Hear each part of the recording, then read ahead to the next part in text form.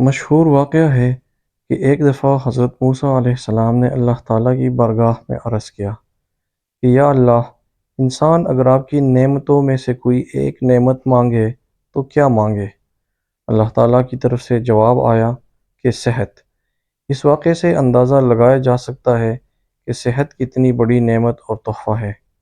اللہ تعالیٰ نے انسان کو نہ صرف اشرف المخلوقات کے درجے پر فائز کیا ہے بلکہ اس کی تخلیق بھی بہترین انداز میں کی ہے۔ اس سلسلے میں اللہ تعالیٰ قرآن مجید کے سورہ 3 آیت نمبر 4 پارہ نمبر 30 میں فرماتے ہیں، لَقَدْ خَلَقْنَا الْإِنسَانَ فِي أَحْسَنِ تَقْوِيمٍ، بے شک ہم نے انسان کو اچھی صورت پر بنایا۔ قرآن مجید کی اس آیت سے اندازہ لگایا جا سکتا ہے کہ ذات باری تعالیٰ نے انسان کو کن کن انعامات سے نوازا ہوگا۔ اگر ہم انسان کی بیرونی ساخت پر غور و فکر کریں تو یہ عقدہ کبھی حل نہ ہو پائے گا، کیونکہ قدرت نے جتنی منصوبہ بندی انسان کو تندرست رکھنے کے لیے کی ہے، اتنی شاید پوری کائنات بنانے کے لیے کی ہو۔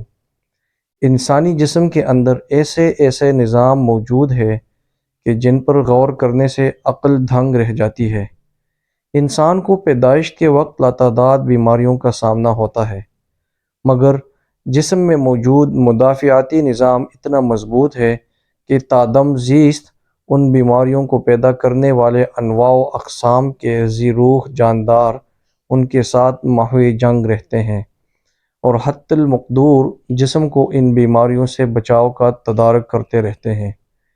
انسانی جسم کا مدافعاتی نظام 3 بنیادی عوامل کا حامل ہے جو مختلف اوقات اور زاویوں سے انسانی جسم کی حفاظت میں اپنا کردار ادا کرتے ہیں۔ ان عوامل میں سر فہرست انسانی جلد یعنی سکن ہے، جو باہر سے حملہ آور بیماریوں کے سبب بننے والے اجزاء و جاندار اشیاء کا مقابلہ کرتے ہیں اور ان کو انسانی جسم میں داخل ہونے سے روکتی ہے۔ دوسرے اور تیسرے نمبر پر انسانی خون میں موجود سفید جسیمے یعنی WBCs، جن کو بایولوجیکلی لیوکوسائٹس کہتے ہیں۔ ان سفید جسیموں کی مخصوص اوقات میں مخصوص اجزاء و اشیاء کے خلاف رد عمل کے متعلق جانکاری انسانی عقل سے باہر ہے۔ یہ WBCs انسانی جسم کی 2 طریقوں سے حفاظت پر مامور ہے، جو کہ بالترتیب نان اسپیسیفک اور اسپیسیفک مدافعاتی نظام کے نام سے یاد کیے جاتے ہیں۔ ان میں سے پہلی قسم انسانی جسم میں داخل ہونے والے تمام مضر صحت بیرونی اجزاء کے خلاف لڑتے ہیں، جبکہ دوسری قسم بہت زیادہ مخصوص ہوتا ہے اور خاص رد عمل کے ساتھ انسانی خون میں بعض ایسے خلیے اور اجزاء بھی بنا کر چھوڑتے ہیں جو سالوں تک جسم میں موجود رہتے ہیں اور کسی مخصوص بیماری پیدا کرنے والے اجزاء کے خلاف فوری رد عمل دیتے ہیں، اور نتیجے کے طور پر جسم ان بیماریوں سے زندگی بھر محفوظ رہتا ہے۔ تحقیق سے معلوم ہوا ہے کہ انسانی حلق روزانہ ایسے جراثیم پیدا کرتا ہے جو دل کو کمزور کرتے ہیں، مگر جب ہم تیز چلتے ہیں یا واک کرتے ہیں تو اس کے ساتھ خود بخود سانسیں تیز چلتی ہے، جس کے باعث مضر صحت جراثیم مر جاتے ہیں اور انسان کسی سنگین بیماری سے بچ جاتا ہے۔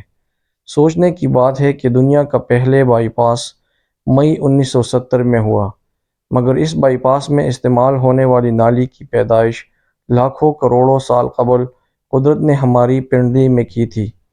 اب اگر انسانی جسم میں یہ نالی نہ ہوتی تو دل کا بائی پاس شاید ممکن نہ ہوتا۔ اس طرح گردوں کی ٹرانسپلانٹیشن 17 جون 1950 میں شروع ہوئی تھی، مگر خالق کائنات نے کروڑوں سال قبل ہمارے 2 گردوں کے درمیان ایسی جگہ بنائی تھی جہاں تیسرا گردہ بآسانی فٹ ہو جاتا ہے۔ انسانی جسم میں جگر واحد عضو ہے جس میں ری جنریشن کی صلاحیت موجود ہے۔ سائنسدان حیران تھے کہ قدرت نے جگر میں یہ اہلیت اور صلاحیت کیوں رکھی ہے۔ آج کے دور جدید میں پتہ چلا کہ جگر عضو رئیس ہے اور اس کے بغیر زندگی ممکن ہی نہیں ہے، اور اس کی اس بنیادی اہلیت کی وجہ سے ٹرانسپلانٹ ممکن ہو سکتا ہے۔ آپ دوسروں کو جگر عطیہ بھی کر سکتے ہیں۔ اسی طرح اگر غور سے پرکھا جائے تو انسانی پسلیوں میں موجود چند انتہائی چھوٹی چھوٹی ہڈیاں جو کسی زمانے میں فالتو سمجھی جاتی تھی، مگر آج پتہ چلا کہ دنیا میں چند ایسے بچے بھی پیدا ہوئے ہیں جن کے نرخرے آپس میں جڑے ہوتے ہیں۔ یہ بچے اس بیماری کی وجہ سے نہ تو اپنی گردن کو سیدھی رکھ سکتے ہیں، نہ صحیح طرح سے کسی چیز کو نگل سکتے ہیں اور نہ ہی عام صحت مند بچوں کی طرح بول سکتے ہیں۔ سرجنوں نے جب ان بچوں کے نرخوں اور پسلیوں کی فالتو ہڈیوں کا تجزیہ کیا تو معلوم ہوا کہ پسلیوں کی یہ فالتو ہڈیوں اور نرخرے کی ہڈی میں کافی حد تک مماثلت پائی جاتی ہے۔ چنانچہ انہوں نے پسلیوں کی ان چھوٹی ہڈیوں کو کاٹ کر حلق میں فٹ کر دیا اور یوں وہ معذور بچے عام صحت مند زندگی گزارنے لگے۔ یہ قدرت کے چند ایسے معجزے ہیں جو انسانی عقل کو حیران کر دیتے ہیں، جبکہ ہمارے اجسام ایسی سربستہ رازوں سے بھرے پڑے ہیں جس کو وقت کے ساتھ ساتھ دریافت کیا جائے گا۔ ہم اگر کسی دن بیٹھ کر سر کے بالوں سے لے کر پاؤں کی انگلیوں تک صحت کا صحیح تخمینہ لگائے تو ہمیں معلوم ہو جائے گا کہ ہر صحت مند انسان ارب پتی ہے۔ ہم روزانہ سوتے ہیں، ہماری نیند موت کا ٹریلر ہوتی ہے۔ انسان کی اونگ، نیند، گہری نیند، بے ہوشی اور موت پانچوں ایک ہی سلسلے کے مختلف مراحل ہیں۔ انسان جب گہری نیند میں ہوتا ہے تو زندگی اور موت کے مابین صرف بے ہوشی کا مرحلہ رہ جاتا ہے۔ ہم روزانہ صبح سویرے موت کی دہلیز سے واپس آتے ہیں مگر ہمیں احساس تک نہیں ہوتا۔ تندرست صحت دنیا کی عظیم ترین نعمت میں شمار ہوتی ہے۔ جب تک یہ قائم رہتی ہے ہمیں اس کی قدر معلوم نہیں ہوتی، لیکن جو ہی یہ ساتھ چھوڑتی ہے ہمیں فوراً احساس ہو جاتا ہے کہ ہماری دیگر تمام نعمتوں سے کہیں زیادہ قیمتی شے یہی تھی۔ انسانی پلکوں میں چند مسلز موجود ہیں جو مسلسل ان پلکوں کو اٹھاتے اور گراتے ہیں۔ اگر کہیں یہ مسلز کام کرنا چھوڑ دے تو انسان کے لیے اپنی پلکوں کے اوپر نیچے حرکت دینا ناممکن ہو جائے گا۔ دنیا بھر میں اس مرض کا کوئی علاج ابھی تک دریافت نہیں ہوا ہے۔ ایک تخمینے کے مطابق دنیا کے تقریباً 4 درجن کے قریب امیر ترین افراد اس مرض کا شکار ہے اور اس مرض سے چھٹکارا حاصل کرنے کے لیے اپنی کروڑوں کی آمدنی لٹانے کے لیے تیار ہے۔ ہمارے کان میں کبوتر کے آنسوں کے برابر پارے کی قسم کا ایک مایع جو کہ انڈولیمپ کہلاتا ہے، جو انسان کو سیدھا چلنے میں مدد فراہم کرتی ہے۔ اگر خدا نخواستہ یہ مایع کسی وجہ سے ضائع ہو جائے تو کوئی بھی انسان سمت کا تعین کرنے میں دقت محسوس کرے گا۔ دنیا میں سینکڑوں کی تعداد میں امراء آنسوں کے برابر اس قطرے کے حصول کے لیے اپنی جمع پونجی صرف کرنے کے لیے تیار ہے۔ اب اگر کسی کا گردہ ناکارہ ہو جائے تو اس کی قیمت کا اندازہ لگائیے کہ اس پر 40 سے لے کر 50 لاکھ روپے تک کا خرچہ آتا ہے۔ یہ ساری چیزیں اللہ تعالیٰ نے ہر انسان کو مفت میں عطا کی ہے۔ انسانی جسم کے جوڑوں میں اگر نمک اور یورک ایسڈ جمع ہو جائے تو تکلیف اور کرب کی شدت سے انسان موت کی آرزو کرے گا۔ دانت اور داڑھ کا درد ہر پل اور ہر لمحہ بے چین بنا دیتی ہے۔ آدھے سر کا درد لوگوں کو پاگل بنا رہا ہے۔ شوگر، کولیسٹرول اور بلڈ پریشر کی وجہ سے دنیا بھر میں لاکھوں لوگ موت کے منہ میں چلے جاتے ہیں۔